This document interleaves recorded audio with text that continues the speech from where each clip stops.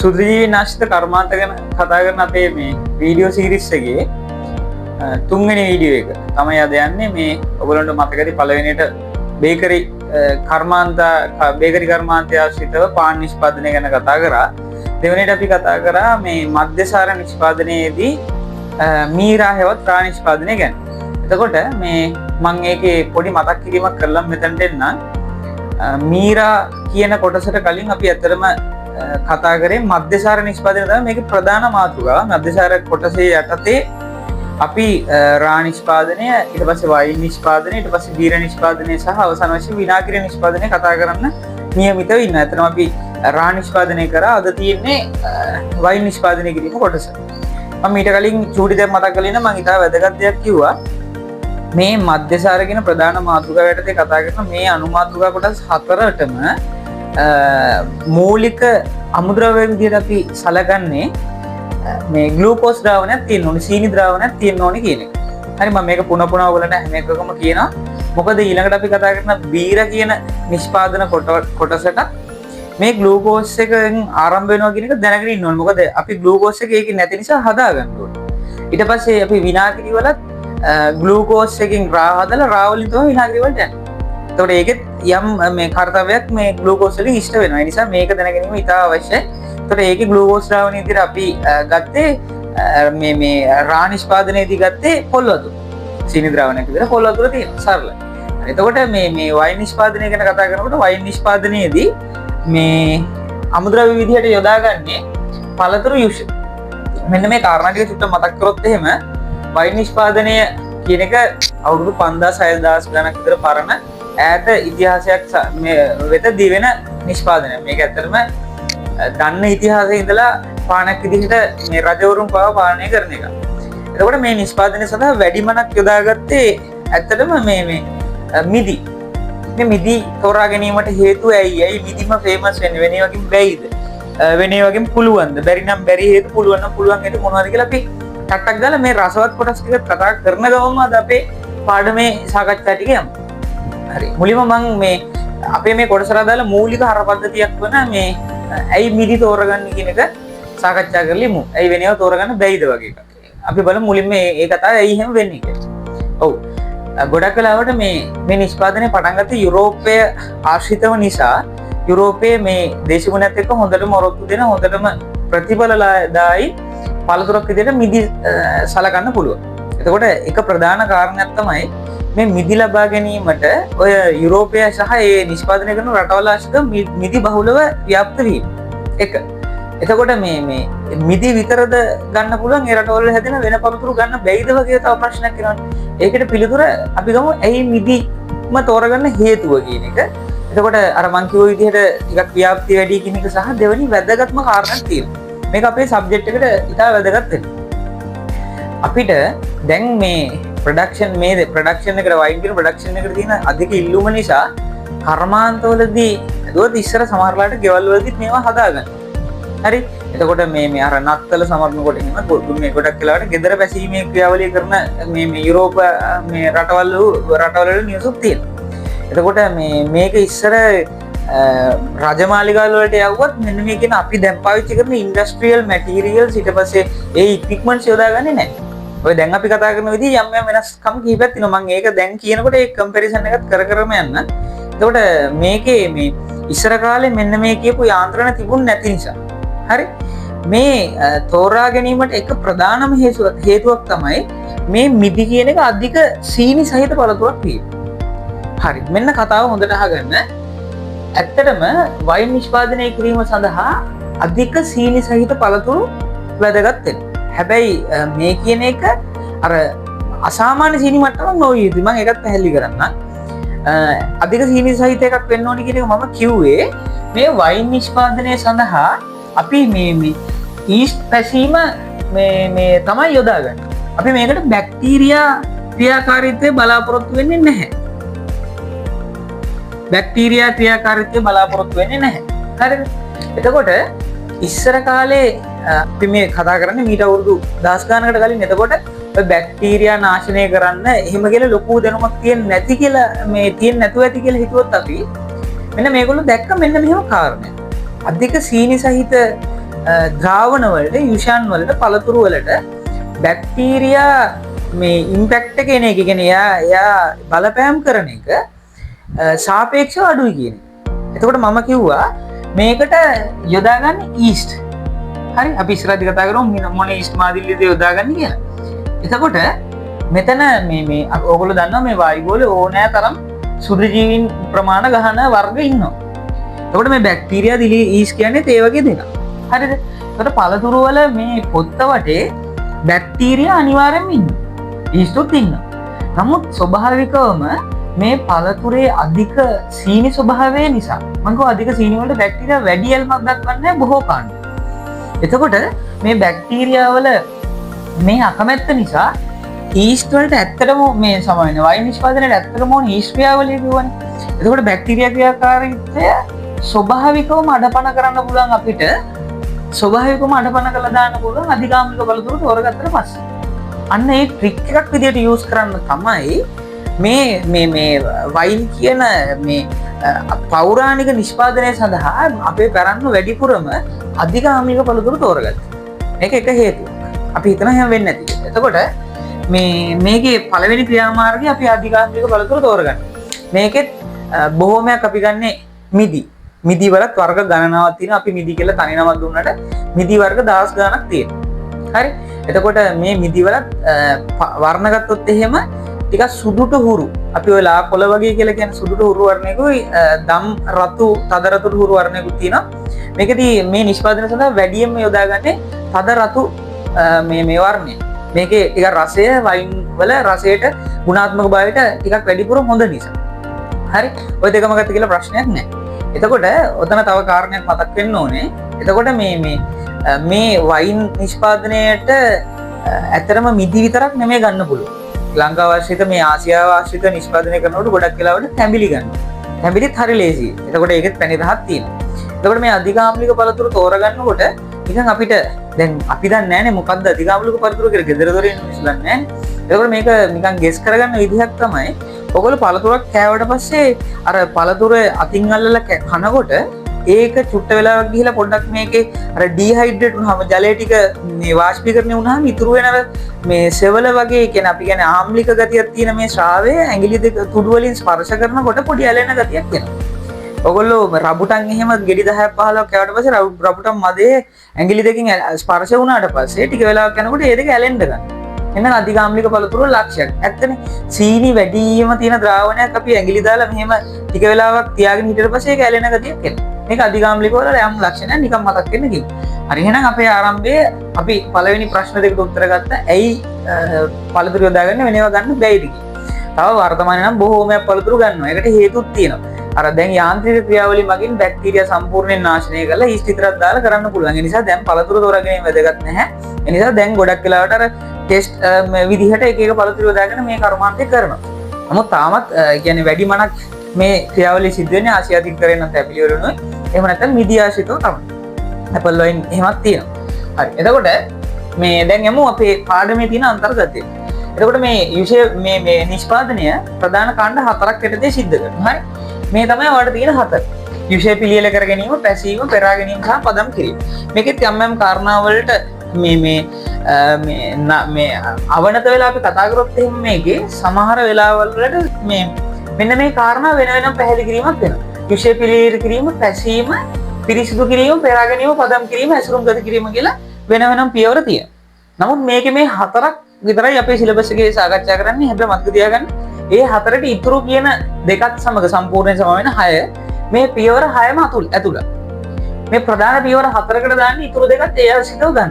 හරි වෙන වෙනම ගැඩුවත් 6ක් වෙන එක මේ දෙකත් මේකටම දාලා කරනවා. හරි පෙරා ගැනීමේදී පිරිසිදු කිරීමත් කරනවා, පදම් කිරීමේදී පදම් කළ ඉවරලා එහෙම කෙලින්ම ඇසුරුම වලට යවනවා. හරිද? ඒක පටලවා ගන්න එපා නෑ නෑ කියලා. අත්‍තරම සිලබස් එකේ මේ හතර තමයි ඒක ප්‍රධාන වශයෙන් highlight කරලා තියෙන්නේ. ඔය හතර මේ දෙකක් තියෙනවා. හරි? ඔන්න ඒ ගැටලුවත් මම නිරාකරණය කරා. හරි. එහෙනම් අපි පළවෙනි පියවර විදිහට දැන් ගන්නවා නිෂ්පාදනය සඳහා මිදි. ගන්නේයි වයින් නිෂ්පාදනය සඳහා ස්වභාවිකවම සපෝට් එක දෙන්නේ ඊස්ට්. ඒ නිසා ස්වභාවිකවම බැක්ටීරියා ක්‍රියාකාරීත්වය ටිකක් මේ රිස්ට්‍රික්ට් කරන්න. එයාව පොඩ්ඩක් මේ අයින් කරලා තියන්න ස්වභාවික ක්‍රමයක් විදිහට අපි අධිකාම්ලික පළතුරු යොදා ගන්න.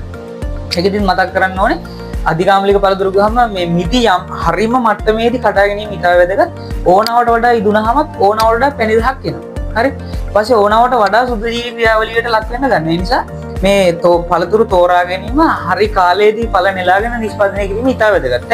මේ කියනවා යම් යම් සීමාවලට නඩත්තුව කියන්නේ අවනතව කියන්නේ හේතුව මෙහෙම නැති වුණොත් රහ වෙනස් වෙන්න පුළුවන්. මොකද හරි සෙන්සිටිව් ක්‍රියාවලියක් මේ වයින් නිෂ්පාදනය කියන්නේ. හරි. මම මේ අන්තිමට වෙලා තිබුණා පැහැදිලි කරනවා වයින් එකක් එහෙම සාමාන්‍යයෙන් අතින් අල්ලන්නේ නැහැ. මොකද මේ බොඩි ටෙම්පරේචර් එක ශරීර උෂ්ණත්වය වයින් වල මේ ක්‍රියාකාරීත්වයට බලපාන. ඒ නිසා තමයි ඔයගොල්ලෝ දැකලා ඇති අර ෆිල්ම්ස් වල එහෙම නැත්නම් හොටෙල්ස් වලට ගියත් ඒගොල්ලෝ අතින් අල්ලන්නේ රෙදි කැල්ලක් කියලා තමයි අල්ලන්නේ. හරි. එතකොට යුෂය පිළියෙල කරගැනීමේ ශාස්ත්‍රීය ක්‍රමය ඉස්සර ඔයගොල්ලෝ දන්නේ නැති අර රබර් බූට් වගේ හෝ ලී කෑලි කකුලට යටට දාගෙන යට පතුල් වලට දාගෙන ඒගොල්ලෝ මේ මිදි ගෙඩි ටික දාලා එහෙම තලා ගන්න. නමුත් දැන් යාන්ත්‍රිකව නම් යන්ත්‍ර සූත්‍ර මගින් තමයි මේ පෙරා ගැනීම තලා ගැනීම සිද්ධ කරන්නේ. තලලා යටත් වෙන් කරලා ගානට මැෂින් එකෙන් මෙනවා. ඉස්සර කරේ එහෙම පාගලා ඊට පස්සේ පෙරේනයක් මගින් අර යම් සිදුරු තියෙන පෙරණ මගින් ඒවට පරිමිතියින් තියෙනවා. ඒ මගින් පෙරලා ගන්න. මම කිව්වා මේ දෙක මම ශාස්ත්‍රීයයි මේ වර්තමාන එකයි දෙකම කලවමේ පැහැදිලි කරගෙන යන්න ඕගොල්ලන්ට දෙක හරි ලස්සනට පැහැදිලි වෙනවා. හරි. එතකොට මේකෙදි මතක් කරන්න ඕනේ ඉස්සරහ යටිපතුල් වලට ලී දාගෙන පෑගීම කරන්න එක ප්‍රධාන හේතුවක් තමයි ඉස්සර කොහොමද මැෂින් තිබුණේ නැහැ. ඉස්සර අතින් හෝ කකුලෙන් තමයි කරන්නේ. අතින් කරනවට වඩා කකුලෙන් කිරීමේ යම් මේ වැදගත් භාවයක් තිබ්බ මෙන්න මේ හේතුව නිසා. ඔයගොල්ලන්ට මතකයි මම කිව්වා බොඩි ටෙම්පරේචර් ශරීර උෂ්ණත්වය මේ මිදි උෂ්ණත් එක්ක කන්ටැක්ට් වීම පොඩක් අවුල් සහගතයි. අර කකුල් වලට ලී පතුරු ගැට ගහගෙන කරනකොට කන්ටැක්ට් වෙන්නේ නැහැ. ඇතරම යටිපතුල් සාමාන්‍ය බොඩි ටෙම්පරේචර් එකට වඩා කොහොමත් අඩුයිත් එක්ක. ඒ නිසා යම් වාසියක් තියෙනවා ඒක වැදගත්. ඒකට ඔන්න අපි මැෂින්ස් වලට දාලා අඹරා ගන්න ඉතින් පොතුත් එක්ක. පොතු ඇට ඔක්කොම තියෙනවා. එතකොට පෙරා ගැනීමේ පියවරේදී තමයි ඇතරම මේ ටික පෙරලා ගන්න. හරි. අපි මේකට පොඩ්ඩක් මේ ලස්සන නමක් කියනවා මේ පෙරාගත්ත කොටසට අර මිදි යුෂය පෙරලා අරගන්න ඒ කොටසට ගැමි විවාහරයේදී මස කියලා කියනවා. මස් ගත්තා. අර මිදි මස ගත්තා කියලා කියනවා. හරි මේව නිකන් මතක තියාගන්න ලස්සන කාරණා නිසා. හරි. ඊට පස්සේ මේ පැසීමට සැලැස්වීම නැත්නම් පැස්ටරීකරණ ක්‍රියාවලිය කියලා කියනවා. මේකට ඔක්සිහරණය කරනවා කියලා කියනවා. හරිද? මේ ක්‍රියාවලිය ගණනාව මේකට ඕකේ මේකේ ප්‍රධාන වශයෙන් කරන කාර්ය මම ප්‍රකාශ කරන්න. මේකෙදි කරන්නේ මේ අපි කිව්වා මේ කතා කරන්නේ වර්තමාන යාන්ත්‍රික ක්‍රියාවලිය. මේක යාන්ත්‍රික ක්‍රියාවලිය හොඳට මතක තියාගන්න. එතකොට යාන්ත්‍රික ක්‍රියාවලියේ නම් පුතේ අපි කරන්නේ මෙන්න මේ පියවර. මේක පිළියෙල යුෂය මිශ්‍ර කරලා බරලා යුෂය හදාගත්තට පස්සේ ඒකේ තියෙන බැක්ටීරියා දිලි ඇතුළු සියලුම ජීවීන් නාශනය කරනවා. හරි? ඒ නාශනය කරාට පස්සේ තමයි අපි අතින් අවශ්‍ය ඊස්ට් වර්ග යොදාගන්නේ. මොකද අතින් අයින් කරගන්නකොට බැක්ටීරියා විතර නෙමෙයි ඔක්කොම අයින් වෙනවා. හරි? එතකොට මුලින්ම යුෂය පිළියෙල කරගත්තා ඊට පස්සේ ඉන්න ඔක්කොම අයින් කරගත්තා. එයි වැඩේ නීට් වෙනවා. අපිට බැක්ටීරියා තියාගත්තාම දීර්ඝකාලීන පැවැත්මට වයින් වලට එච්චර හිත කර නැහැ. එතකොට ඔයා හිතන්නකෝ සම්පූර්ණයෙන්ම බැක්ටීරියා අයින් කරලා ඊස්ට් විතරක් දැම්මොත් එහෙම දීර්ඝ කාලයක් තියාගන්න. වැඩේ නීට් ක්ලියර්. හරිද? Clean and clear. එතකොට අර ඉස්සර කරේ අධිකාම්ලික පළතුරු තෝරගෙන මේ ඊටාම මේ පාලිත තත්ත්වයට ඊස් දාලා එහෙම කරන හැබැයි ඒත් බැක්ටීරියා ටිකක් ඉන්නවනේ. දැන් කරන වැඩේ සම්පූර්ණයෙන් ඔක්කොම අයින් කරනවා. එතකොට ක්‍රියාවලිය පැසීමට ලක් කරන්නවත් ඊස් නැහැ. ඒ නිසා අපි ඒක කරගන්න ඔක්කොම අයින් කරලා අතින් ඊස් ටුට්ටක් දානවා. ඔක තමයි ක්‍රියාවලිය. හරි. දැන් පැසීමේ ක්‍රියාවලිය මගින් කරන්නේ ඒ සුද්ධජීවීන් අයින් කරනවා. හරි. එතකොට මේකෙදි මේ SO2 යෙදීම කරනවා. සල්ෆර් ඩයොක්සයිඩ් යෙදීමක් කරනවා. අතරම පැසීමට ලක් කරලා තමයි ඊළඟ පියවරේදී තමයි SO2 දාන්නේ. Sulphur dioxide. හරි. මේක වාතයේ විදිහට ඒ මිශ්‍රණයට මැෂින් එකක් තියෙනවා ෆර්මෙන්ටර් කියලා මැෂින් එකක්. මේ ලොකු මැෂින් එකක් අපි මේ නිකන් කියන්නේ මේ නිකන් ලොකු බහලුමක් වගේ එකක්. සයිලෝ එකක් වගේ එකක්, කිරි දාන එකක් වගේ එකක්. කිරි ටිකක් වෙනස්. හොඳයි ඊට වැඩි. මේක යටින් සල්ෆර් ඩයොක්සයිඩ් මිශ්‍රණය තියෙනකොට යටින් දානවා. හරි අපි ඉස්සරහ කිරි බොනකොට බටේ දාලා පිඹින්නේ බෝලෙන්. ඒ වගේ මේ යටින් දාලා පිඹිනවා. අපි මේකට කියනවා වාත බුබුලනය කරනවා කියලා. හරි සල්ෆර් ඩයොක්සයිඩ් කියන වාතය බුබුලනය කරාම මොකද වෙන්නේ? පැස්ටරීකරණය ෆස්ට් ස්ටෙප් එක කරලා තමයි දෙවෙනි එකට මේක කරන්නේ. පැස්ටරීකරණය ඔක්සිහරණය කිරීම සාමාන්‍යයෙන් මෙහෙම ක්‍රියාවලියක්. මේ අර යම් කියන්නේ බැක්ටීරියා වලට ඉන්න බැරි උෂ්ණත්වයකට පොඩ්ඩක් රත් කරලා ඒගොල්ලෝ යම් මට්ටමකට මර්ධනය කරලා තවත් හොඳට වැඩේ වෙන්න සල්ෆර් ඩයොක්සයිඩ් ගන්නවා. සමහරව මේක විතරක් කරලා තියෙනවා සල්ෆර් ඩයොක්සයිඩ් ගහන්න නැතුව. දෙකම කරන කට්ටියක් තියෙනවා. ඊට පස්සේ මේක ගැහුවට පස්සේ හරි. ඔයා දැන් දන්නවා වැඩේ මේකෙදි මේ දැන් සුද්ධ ජීවීන් කවුරුත් නැහැ. බොහොමයක් අයින් වෙලා කියලා කියමු 100ක් නෙමෙයි. එතකොට දැන් අපිට මේක ක්‍රියාව කර ගැනීම සඳහා කවුරුතුත් නැහැ. හරිද? එතකොට මේකේ මේ සල්ෆර් ඩයොක්සයිඩ් ගහනවත් එක්කම ඊට පස්සේ මේකට අපි අනිවාර්යයෙන්ම ඊස්ට් මාදිලියක් එහෙම නැත්නම් ක්‍රියා කිරීමට අවශ්‍ය මාදිලිය දාන්න ඕනේ. පැසීමේ අවුර ඉන්න බෑ. ඒකට තමයි ඊස්ට් දාන්නේ. හරි? මේකට අපි දාන්නේ සැක්‍රොමයිසිස් අපේ හුරු පුරුදු එක්ක. සැක්‍රොමයිසිස් සෙරිවිසියේ කියන සුද්‍රජීවි විශේෂය එකතු කරනවා. හරි ඊස්ට් විශේෂයක් මේක ගහලා මේක දැම්මට පස්සේ හරි දැන් ඔයාලට තේරෙනවා මේ මාදිලිය ඇතුලේ මේ මිශ්‍රණය ඇතුලේ සම්පූර්ණ සුද්‍රජීවි නයින් කරලා අපි හිතමුකෝ කරලා අවශ්‍ය වෙන ඊස්ට් මාදිලිය විතරක් අතින් එකතු කරලා තියෙනවා.